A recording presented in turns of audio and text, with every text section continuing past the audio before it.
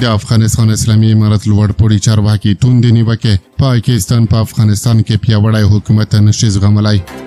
زموږ بعضې ګاونډیان چې دي بیا خصوصا پاکستان په افغانستان کې حکومت نه غواړي، که هغه د طالب وي، که هغه د مجاهد دي، که هغه د کمونیست دي، که هغه دلته اداره نه غواړي. موږ اوس په دې پوه شوي که دلته داسې حکومت جوړ شي دا افغانستان په پښو درېږي. د دې موقع نه دوی استفاده کړي چې په افغانستان کې مرکزي حکومت جوړ نه شي، دایما اختلافات نو زموږ هغه سیاسي موخې به هم دلته سرته رسېږي او اقتصادي به هم رسېږي.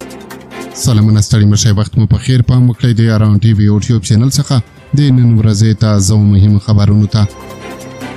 د افغانستان اسلامي امارت د اوبه او برېښنا وزیر عبداللطیف منصور وایي دوی دا درک کړی چې پاکستان په افغانستان کې پیاوړی مرکزي حکومت نه غواړي او د دغه هیواد لپاره د طالب او مجاهد ترمنځ هیڅ توپیر نشته.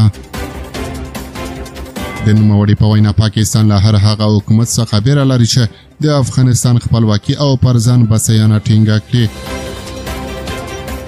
دغه لوړپوړي طالب چارواکي د پنجشنبې په ورځ د زمري 14مه له شمشاد ټلویزیون سره په یوې مرکې کې دا خبرې کړې دي. نوموړي ویلي دي ځینې ګاونډیان په ځانګړي ډول پاکستان نه غواړي په افغانستان کې ښه حکومت جوړ شي. مهمه نه ده چې هغه حکومت د طالبانو وي، د مجاهدینو وي او که د کمونستانو وي.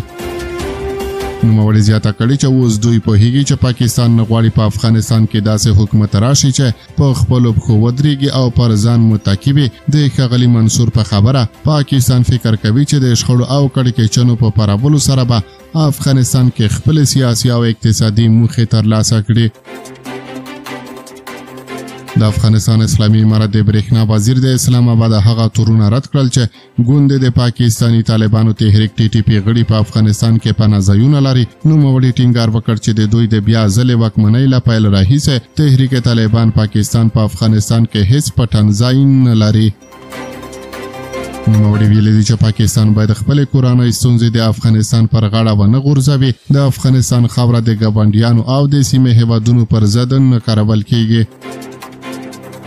د ښاغلي منصور په وینا د تحریک طالبان پاکستان غړي وایي چې د قبایلي سیمو په مرکزونو کې میشتي او هلته ورځې او شپې تېروي. نوموړی وایي پاکستان د دې تورونو پر ځای هغوی په قبایلي سیمو کې ولټوي.